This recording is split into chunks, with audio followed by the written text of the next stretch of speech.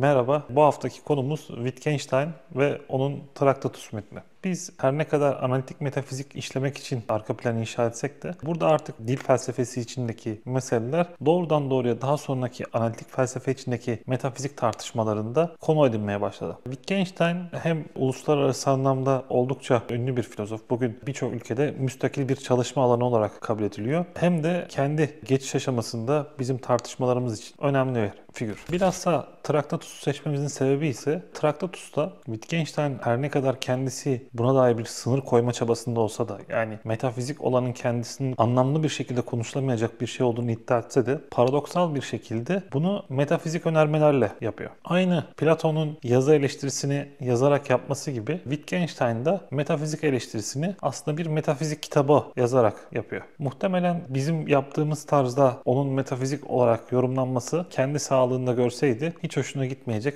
bizi eleştirip uzaklaştıracaktır. Fakat biz burada temel olarak kendisinin ortaya koymuş olduğu ifadelerdeki, sorunlardaki noktaları ele alıp sonraki tartışmalar açısından bize ne ifade ettiğini göstermek istedik. Metafizik insan için ilkselliği anlamında kaçınılmazdır. Fakat metafiziğin kendisinin kaçınılmaz olması bir bilim olarak, sistematik bir düşünce olarak metafiziğin de kaçınılmaz olduğu anlamına gelmiyor. Wittgenstein elbette Traktatus'ta metafizik bir tutum alıyor. Dünyaya karşı bir tutumdan bahsediyor. Bizi de bu tutumu paylaşma noktasında ikna etmek için uğraşıyor. Fakat bunun kendisinin aslında sistematik bir metafizik olamayacağını, anlamlı bir bütün olarak kurulamayacağını da sürekli altını çiziyor. Traktatus'ta en temel ayrımlardan bir tanesi söylemek ve göstermek üzerine. Söylenecek şeyler Wittgenstein'in çizdiği anlamda dünyanın parçası olan olguları bize resmeden yargıların aslında dildeki temsili şeylerden bahsettiğimizde anlamlı bir şekilde bir şeyleri söyleyebiliyoruz. Göstermek ise doğrudan doğruya ancak görebilen için yapılabilen bir şeydir. Bu kuram özellikle de Russell'ın felsefe sorunlarında ortaya koymuş olduğu tanıyarak bilme ile betimleyerek bilme arasındaki farka benzemektedir. Zaten felsefi kariyerini Russell'ın yanında başladığını ve Russell'la çok yakın bir ilişkisi olduğunu düşünürsek aslında Wittgenstein erken dönemdeki Russell'ın birçok fikrinden istifade etmiş, fakat bunların radikalizasyonu noktasında Russell'ın hiç ummadığı ve hatta hiç hoşlanmayacağı bir noktaya taşımıştır. Fakat gene de bu etkisi yadsınamaz. Bunlardan bir tanesi Traktatus'un kendisindeki merkezi anlayış olan söylemek ve göstermek arasındaki fark. Ve Traktatus'taki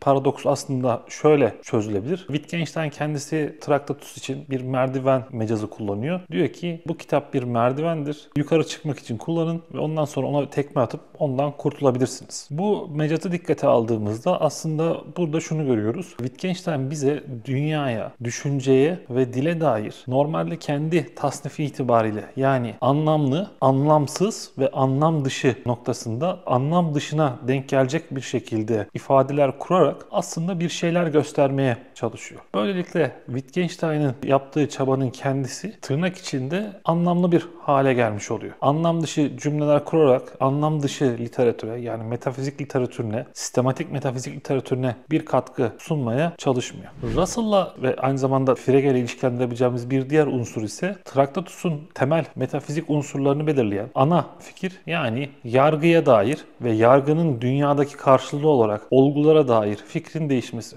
Russell, Leibniz'e dair geliştirdiği eleştirinin temeli ve Leibniz üzerinden aslında bütün klasik metafizikçilere geliştirdiği eleştiri, ki Frege de klasik mantığa dair eleştiriyi bunun üzerinden gerçekleştiriyor. Yargı anlayışının yanlışlığı. Onların bahsettiği yargı anlayışı özne ve yüklemden müteşekkil olarak kurulan bir yargı. Burada ise yargının kendisinin aslında Kant'ın ifade ettiği haliyle düşüncenin temel birimi olduğu, kavramların ancak onun unsurları olarak anlaşılabileceği, ki Russell böylelikle şundan bahsediyor. Diyor ki klasik özne yüklem anlayışı olarak önerme anlayışı bize dünyada temelde iki şeyin olduğunu söyler. Nesneler ve özellikleri. Fakat yeni yargı anlayışına göre üçüncü bir kategoriden daha bahsedebiliriz. İlişkiler. Böylelikle ilişkilerin merkeze yer aldığı bir metafizik tutum, başka noktada ise metafizik bir sistem mümkün hale geliyor. Wittgenstein ise Traktatus'ta metafizik bir sistem kurmak yerine metafizik bir tutumdan bahsediyor. Wittgenstein yorumcular arasında Wittgenstein'ın Traktatus'taki önermelere inanıp inanmadığı, onları tam anlamıyla anlam dışı bulup bulmadığına dair bir tartışma vardır. Geleneksel yorumlar Wittgenstein'ın genellikle bunları doğru kabul ettiği üzerine. Biz de derste merkeze bunu alıp, yani Wittgenstein bunları doğru kabul ediyorsa ne kastediyor noktasından Wittgenstein'ın dünyaya, düşünceye ve dile dair temel metafizik tutumlarını Wittgenstein istemediği şekilde sistematize bir şekilde